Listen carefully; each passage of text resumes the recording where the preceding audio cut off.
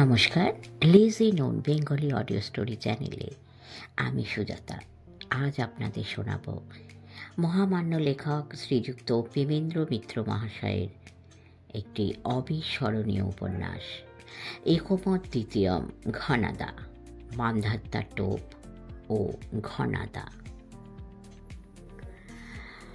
প্রলয় পয়োধি জলে ধৃত বানসী বেদং বিহিত বহিত্র চরিত্রম খেদম। প্রথম মহাপ্রলয়ের বন্যায় সমস্ত সৃষ্টিকে যিনি চরম বিলুপ্তি থেকে রক্ষা করেছিলেন, সেই মৎস্যাবতারের যথার্থ পরিচয় বিজ্ঞান কি আজও জানে? সেই মৎস্যাবতার স্বয়ং যদি আদি মনুর রক্ষক হন, তাহলে একমাত্র মান্ধাত্তার টোপই তাকে ধরবার যন্ত্র নয় কি?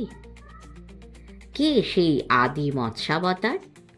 মান্ধাত্তার টোপের রহস্যই বা কি? এসব অতল রহস্যের মীমাংসা যথাস্থানে ও যথা সময়ে হবে আশা করে আর কেউ নয়, স্বয়ং ঘনাদার বিরামহীন আলাপন এবার শোনা যেতে পারে বোধ হয়। হ্যাঁ, আমাদের সকলকে বিস্মিত বিহ্বল করে তিনি সম্প্রতি দাঁড়ি কমা ছেদহীন যে ভাষণ দিয়ে চলেছেন, কোনো দিক দিয়ে তার কোনো কুলকিনারা না পেয়ে আমরা সত্যিই দিশেহারা। বোঝাসুঝার চেষ্টা না করে সেই কলস্বর প্রবাহে ভেসেই না হয় যাওয়া যাক। ঘনাদা বলে যাচ্ছেন, তা আমার কাছে কেন? শার্লক হোমস না হয় নেই, কিন্তু অ্যারিকিওল পোয়ারোর কাছে গেলেই তো পারতেন। আর তাও না পেরে উঠলে পেরি ম্যাসানকে ভুলে গেলেন কেন? বলতে গেলে সারা দুনিয়া তন্ন তন্ন করে খুঁজে ভূমধ্য সাগরের এই নিতান্ত ক্ষুদে আর তখনকার প্রায় অজানা নির্জন দ্বীপে ভাড়া করা জেলে নৌকোয় কোনো ক্রমে যারা আমার সন্ধান করে এসে নেমেছেন, তাদের মুখে প্রথমে কোনো কথাই নেই।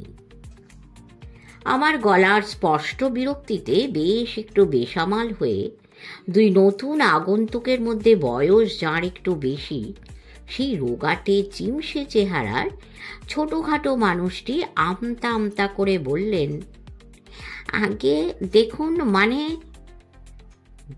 আগে দেখুন অর্থাৎ কি না মানে? ওসব বকুনি ছেড়ে একটু ঝেড়ে কাশুন দেখি। একটু ধমক দিয়ে এবার বললাম, ব্যাপার যা বুঝছি তাতে মনে হচ্ছে হঠাৎ গা ঢাকা দেওয়া দুনিয়ার এক সেরা ধাপ্পাবাজকে হন্যে হয়ে আপনারা খুঁজছেন, কিন্তু তাকে খুঁজতে দুনিয়ার সব বাঘা বাঘা ফাটকা বাজার ছেড়ে আমার কাছে কেন? তোর কাছে কেন? শোন তবে উই চিংড়ে।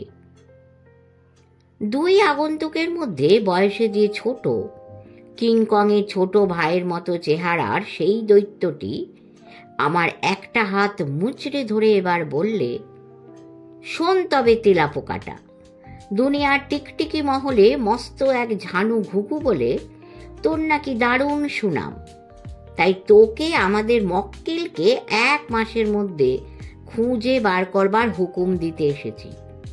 পারিস যদি তাহলে একটা মেডেলই হয়তো পেয়ে যাবি, আর না পারলে গরদানটাই দেব মোটকে, বুঝলি? বাহ বাহ। মনে মনে তখন আমি যে দারুণ খুশি হয়েছি তা বোধ হয় আর বুঝিয়ে বলতে হবে না।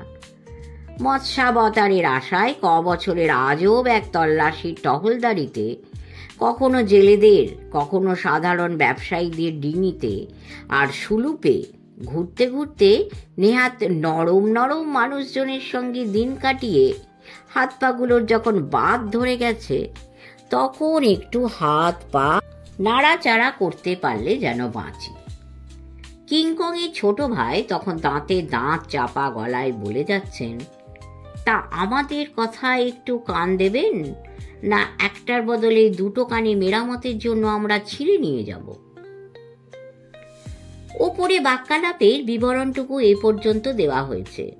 তা যে আমাদের এই কলকাতা নগরীর 72 নম্বর বনমালী নস্কর লেনের ঠিকানায় একটি নাতি জীর্ণ নাতি নবীন 2.5 তলা বাড়ির একটি বিশেষ আড্ডাঘরে ছাড়া আর কোথাও হতে পারে না, এবং সে বিবরণদাতা যে স্বয়ং তেতলার টঙের ঘরের তিনি, মানে একমত দ্বিতীয়ম ঘনাদা ছাড়া আর কারো হওয়া সম্ভব নয়, সে কথা বিশদ বুঝিয়ে বলবার প্রয়োজন নিশ্চয়ই নেই।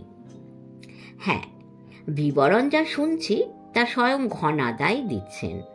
শুধু তাই নয়, দিচ্ছেন প্রায় ঊর্ধ্বশ্বাসে বলা যেতে পারে। দিনের পর দিন সাধ্য সাধনা করে বড় রাস্তার মোড়ের বড় হালুইকরের ক্ষীরের পান্তুয়া লেডিকেনি থেকে শুরু করে চৌরঙ্গি পাড়ার সেরা মোগলাই পরোটা আর মুরক মসাল্লামের ঘুষ দিয়ে যাকে দিয়ে এক এক সময় একটা অব্যয় শব্দও বলানো যায় না, সেই ঘনাদারই কি অবিশ্বাস্য রূপান্তর। আজকের বিকেলের আড্ডা ঘরে আর কেউ আসবার আগেই ন্যাড়া ছাদের সিঁড়ি দিয়ে রেডিও সিগন্যাল টিউনের মতো তার বিদ্যাসাগরী চটির স্বাক্ষর চটপটি ধ্বনি তুলে নিজের মৌরসী কিদারাটি দখল করে সবাই এসে হাজির হবার আগেই এক নাগারে সেই যে বলে চলেছেন তার আর বিরাম নেই। বলা মানে একেবারে লাগাতার, যেন এক নিঃশ্বাসে বলা, আর সে বলায় থামলে যেন কেউ তাকে কোতল করবে, এমনই তার অস্থিরতা। কিন্তু কি বলছেন তিনি, আর কি নিয়ে? শ্যামবাজারে গল্প শুরু করে হঠাৎ টালা হয়ে একেবারে নিউ আলিপুর গেলেও তবু তার মধ্যে কিছু মানে থাকতে পারে। কিন্তু এই যে জামতারা দিয়ে শুরু করে পাজামার কথায় জড়িয়ে পড়ে জামরুল কিনতে ছোটা, কত কিনা তিনি আমাদের এর মধ্যেই শুনিয়েছেন। এক কথায় কোথায় না নিয়ে গিয়েছেন। আরম্ভই করেছিলেন নরেশ্বর নামটা শুনে একেবারে নরওয়ের উত্তরে পোলার বিয়ার মানে সাদা ভাল্লুকের জন্য চোখের জল ফেলে। থাকবে না, থাকবে না, প্রায় চাপা কান্নার সুরে বলেছিলেন। নরওয়ের ওই কড়া আইন সত্ত্বেও সাদা ভাল্লুক সেখানে কেন, দুনিয়াতেই আর থাকবে না। এখন অবশ্য সারা বছরে গোনাগুনতি কটি মাত্র মারবার অনুমতি দেওয়া হয় শিকারীদের, কিন্তু চোরা শিকারীরা লুকিয়ে লুকিয়ে ছাল পাচারের লোভে আরও কত অমন মেরে শৌখিন মেরু টহলদারদের খুদে প্লেনে সরিয়ে ফেলছে, কে তার হিসেব রাখে? তাই বলছি, নরওয়ের কথা আমায় ভাই বলো না, বড় আফসোস হয়। হে না না, নরওয়ের কথা বলিনি আপনাকে। শিশি সংশোধনের চেষ্টা করে বলেছিল, বলছিলাম ওর নাম হলো নরেশ্বর, উনি। আর বেশি কিছু বলবার ফুরসত পায়নি শিশির। ঘনাদা তখন নরওয়ের সাদা ভাল্লুক ছেড়ে একেবারে নামাবলী রহস্য নিয়ে মেতে উঠেছেন। নাম, নামের মজার কথা যদি বলতে হয়, ঘনাদা নাম কীর্তনের মতো গদগদ হয়ে বলতে শুরু করেছেন, তাহলে দুনিয়ার সেই সবচেয়ে সৃষ্টি ছাড়া আজগুবি নামটার কথাই বলতে হয় নিশ্চয়। সেই আজগুবি কিন্তু মিথ্যে ধাপ্পা টাপ্পা কিছু নয়, সত্যিকার একটা ছাপার অক্ষরে ছাপা সাইনবোর্ডে জল জলে করে লেখা নাম। খুব বেশি নয়, মোট 58টি অক্ষর সে নামের। নামটা আর কিছু নয়, একটা রেল স্টেশনের। জংশন টংশন গোছের বড় স্টেশন নয়, নেহাত খুদে একটা সামান্য স্টেশন। ইউরোপ, আমেরিকা, চীন কি রাশিয়ার বিরাট কোনো রেল লাইনেরও নয়।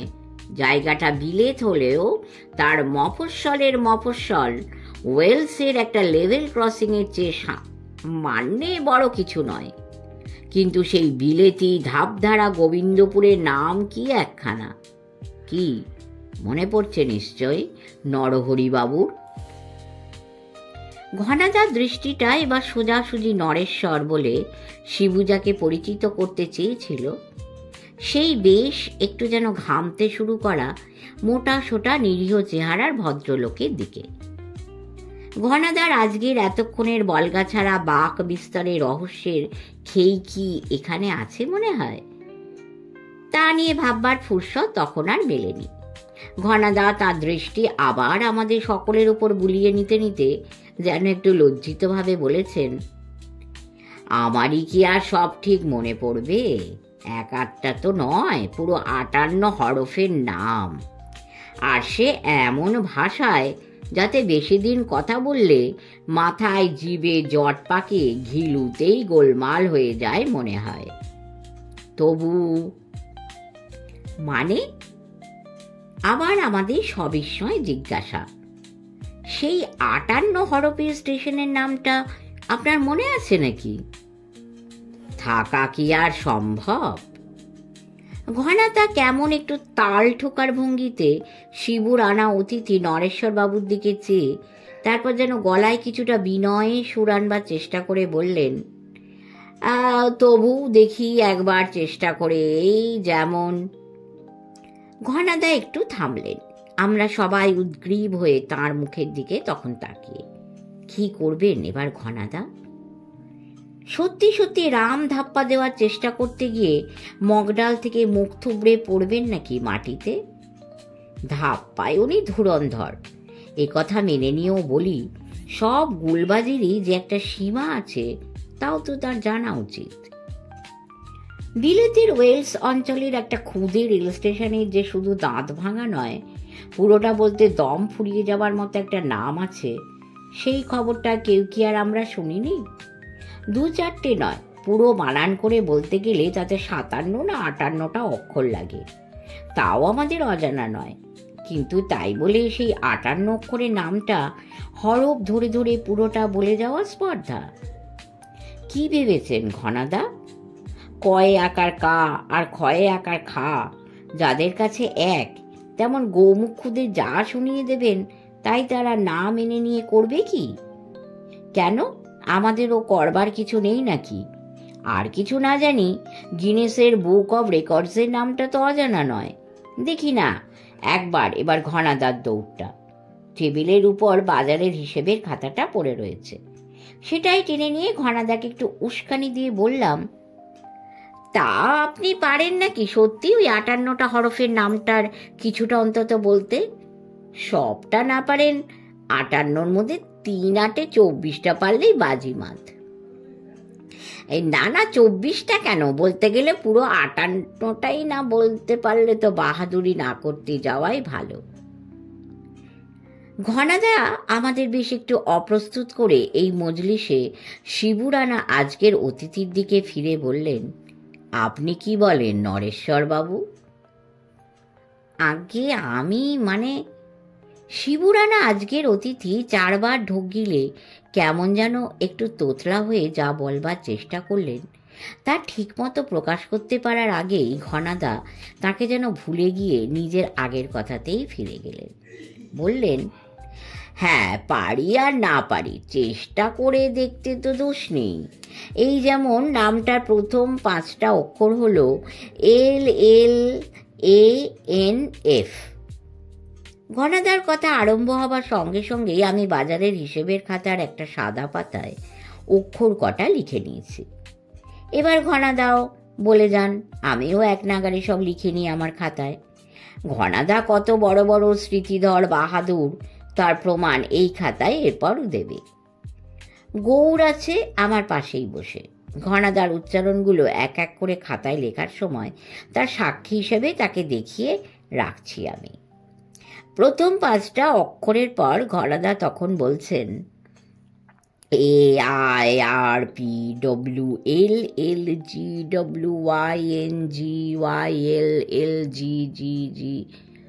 ঘনাদার বলা শেষ হবার সঙ্গে সঙ্গে আমার লেখাও শেষ। টেবিলের ড্রয়ারে খাতাটা রেখে দিয়ে একটু বোকা সেজেই বললাম, 58টা অক্ষর তো আউড়ে গেলেন, কিন্তু সেগুলো ঠিক না ভুল তার প্রমাণ তো আর আমাদের হাতে নেই।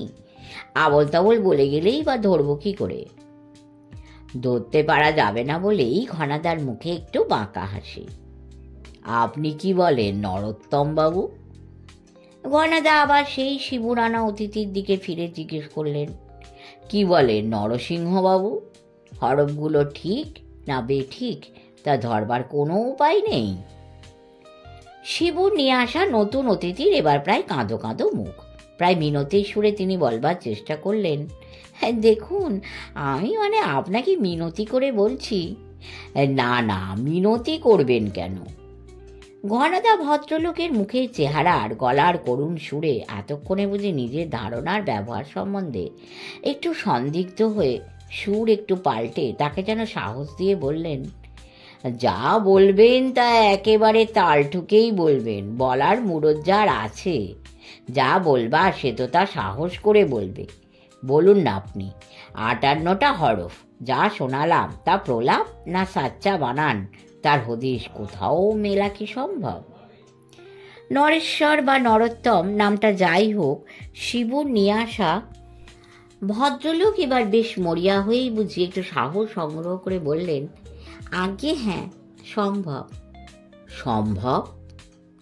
আমরা সবাই তো বটেই, স্বয়ং ঘনাদাও এবার বুঝি কেমন একটু চমকিত।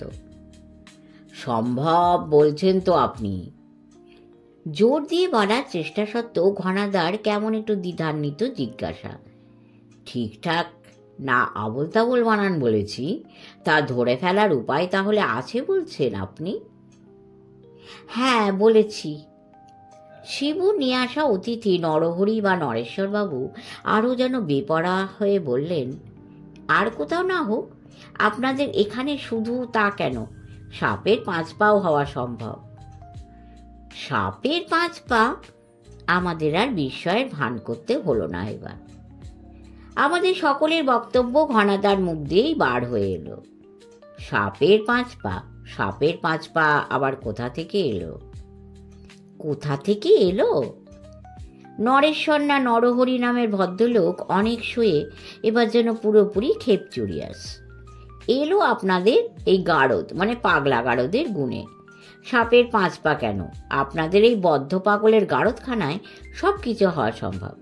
এখানে যাহা 52 তাকে আপনারা 63 মাত্র নয়, পোস্তার আলুপট্টিও করে দিতে পারেন। 3 তিরিক্ষে 9ও আপনাদের এই মাথার ঘিলু গলানো আসরে তিরুপল্লীর 3 তিরি হয়ে যেতে পারে। সাবাস সাবাস। শিবুর নিয়ে আসা নরহরি না নরেশ্বরবাবুর তাল মেলানো গজরানির মাঝে ঘনাদার অমন তারিফ শুনে আমরা অবাক। সাবাস বলে তারিফ জানিয়েই ঘনাদা থামলেন না। সোৎসাহে শিবুর আনা অতিথি নরহরি না নরেশ্বরবাবুকে নিজের সমর্থন জানিয়ে ঘনাদা বলে চলেছেন, চালিয়ে যান চালিয়ে যান। কিন্তু নরহরি বা নরেশ্বরবাবুর মেজাজটা তখন ওই দুটো সাবাস ছিটিয়ে শান্ত করবার নয়। তপ্ত তেলের কড়ায় জল পড়ায় তিনি যেন আরও চিরবিরিয়ে উঠে বললেন, চালিয়ে যেতে বলছেন আমাকে? বলতে লজ্জা করছে না? 7-এ নেই 5-এ নেই, আমি মশাই নেহাত সাদাসিধে কলের জলের কন্ট্রাক্টর। কর্পোরেশনের কলের জলের পাইপ লাগানো আর মেরামতের মিস্ত্রিও বলতে পারেন। সেই আমাকে আপনাদের কোথায় কলের জলে নতুন পাইপ লাগাতে হবে বলে ডাকিয়ে এ কি জুলুম আর শাস্তি? একটু থেমে থেকে শিবুর দিকে আঙুল তুলে কর্পোরেশনের জলের কলের কন্ট্রাক্টর আবার বলতে শুরু করলেন, উনিই তো আমায় ডাকিয়ে এনেছেন। এখানে আসবার আগে অবশ্য আগে থাকতে একটু সাবধান করে বলে দিয়েছিলেন আমি যেন নিজে থেকে কথা বলে নিজের পরিচয় টরিচয় না দিই। ওর ইশারা না পাওয়া পর্যন্ত চুপ করে সব শুনেই যায়। কিন্তু সেই শুনে যাওয়া মানে কি এই যন্ত্রণা? আমার নামটা নিয়ে পর্যন্ত কি হেলা ফেলা, পেঁচিয়ে দুমড়ে থেঁতলে নরহরি না নরেশ্বর বানানো? শুনুন, আমার নাম নরহরি বা নরেশ্বর টরেশ্বর নয়, সরল সোজা 3 অক্ষরে নবীন, বুঝেছেন? নবীন বাবু তার গায়ে জ্বালায় অনেক কথা যখন বলে যাচ্ছেন, ঘনাদার এই কদিনের লাগাতার ভাষণের যোগে রহস্যটা তখন ধরে ফেলেছি। কেরামতিটা অবশ্য শিবুর। মাঝে মাঝে মনে হয় 72 নম্বরে তেমনি কিছুদিন আগে থেকে একটা গুমটের পালা চলছিল। খুচখাচ তোয়াজ তারিফ যা কিছু সম্ভব 16 আনার জায়গায় 18 আনা করেও ঘনাদাকে একটু হাঁ করাতে পারছিলাম না। ঘনাদার বেয়ারাপনা এবার ছিল একটু নতুন ধরনের। না, অসহযোগটা অসহযোগ নয়, তার বদলে যেন একেবারে ন্যাকা সেজে যাওয়া। আমাদের কথায় কান দেন না এমন নয়, কিন্তু ফল তার হয় বিপরীত। ধান শুনতে কান তো শোনেন বটেই, সে কানও আবার শব্দ শুনবার সহায় না জল থেকে নিঃশ্বাসের হাওয়া সংগ্রহের জন্যে মাছেদের কানকোর অক্ষর সংক্ষেপ কিনা তাই যেন ঠিক করতে পারছিলেন না। বেয়ারাপনাটা আরম্ভ করেছিলেন অবশ্য শিবুরই দোষে। কথায় কথায় কেমন করে দক্ষিণ আমেরিকায় যার জন্ম, পৃথিবীর সেই সবচেয়ে হালকা বালসা কাঠের ভেলায় যারা পেরু থেকে প্রশান্ত মহাসাগর পার হয়ে পলিনেশিয়ার এক নগণ্য দ্বীপে এসেছিলেন, তাঁদের কথা হচ্ছিল। শিবু তার মধ্য দিয়ে নিজের বিদ্যে জাহির করবার জন্য একটু ফোড়ন কেটে বলে ফেলেছিল, নামগুলো একটু সাবধানে উচ্চারণ করতে হয় কিন্তু ঘনাদা, এক আধটা তো নয়, অমন 5-7টা ভাষার খিচুড়ি, বানান ঠিক রাখায় অসম্ভব। ও তাই বুঝি? ঘনাদা যেভাবে হঠাৎ যেন অপ্রস্তুত হবার ভঙ্গিতে শিবুর দিকে ফিরে তাকিয়েছিলেন, শিবু তাতেই হুঁশ হওয়া উচিত ছিল। তার বদলে আহাম্মকটা আরও মাতব্বরি চালে বলেছিল, হ্যাঁ এই দেখুন না, এই যে বালসা কাঠের পালতোলা একটা ভেলা, কোনো রকম লোহা, পেতল কি তামার পেরেক ইনস্ক্রুপ ছাড়া শুধু বুনো লতার দড়িতে বেঁধে যিনি পেরু থেকে প্রায় গোটা প্রশান্ত মহাসাগরটায় পার হওয়ার আজগবি কল্পনায় কজন নিজেরই মতো আতপাগলা বন্ধু জোগাড় করে সমুদ্রে ভেসেছিলেন, নিজের উৎসাহে নাগারে বকে যেতে যেতে হঠাৎ ঘনাদার দিকে চোখ পড়ায় শিবু একটু থেমেছিল। ঘনাদা তখন তার দিকে আদার ব্যাপারের কাছে যেন সওদাগরি জাহাজের খবর বলা হচ্ছে, কিংবা বলা যায় প্রথম ভাগের পড়ুয়ার কাছে যেন মুগ্ধবোধের শ্লোক পড়া হচ্ছে, এমনভাবে বোকা সেজে চেয়ে আছে। এই চেহারা দেখো হুঁশ কি হয়েছে শিবুর? মোটেই নয়, নিজের বাহাদুরিতে সে যেন আরও উৎসাহিত হয়ে ঘনাদাকে জ্ঞান দিয়ে চলেছে। হ্যাঁ, ওই থর হেয়ারডলের কথাই বলছে, উচ্চারণটা হেয়ারডল কি না তারই বা ঠিক কি? হ্যাঁ। শিবুর কথার মধ্যেই ঘনাদা হঠাৎ তার আরাম কেদারায় সোজা হয়ে বসে তার বিদ্যাসাগরী চটিতে পা গলাতে গলাতে বলেছেন, ও সব ঝামেলায় না যাওয়াই ভালো। তারপর আমরা কেউ কিছু বলবার করবার আগেই ঘনাদা বারান্দার দিয়ে সোজা ন্যাড়া ছাদের সিঁড়ির দিকে পা বাড়াতে দেখা গেছে। কিন্তু আমাদের মতে হতবম্ব শিবুর মুখ দিয়ে শুধু ওই শব্দটি যখন বেরিয়েছে, ঘনাদার বিদ্যাসাগরী চটি তখন ন্যাড়া ছাদের সিঁড়ির প্রথম ধাপ ছাড়িয়ে গেছে। বিদ্যাসাগরী চটির তাল দেওয়া চটপটির সঙ্গে ঘনাদার শেষ কথা যা শোনা গেছে তা হলো, ঠিকই বলেছ, হাতে খড়ি না হতেই চর্যাচর্য বিনিশ্চয় নিরেট আহাম্মকেরাই করতে পারে। শেষ করলাম প্রথম পর্ব। ঘনাদা, যদি ভালো লাগছে তো বলবেন, পরের পর্ব দেব। আর যদি ঘনাদা শুনতে ভালো না লাগে দেব না, অন্য গল্প দেব। সবাই ভালো থাকবেন, সাবস্ক্রাইব করবেন, আমাদের পাশে থাকবেন, অবশ্যই মন্তব্য করবেন। পরম করুণাময়ের ইচ্ছায় সকলে ভালো থাকবেন। নমস্কার।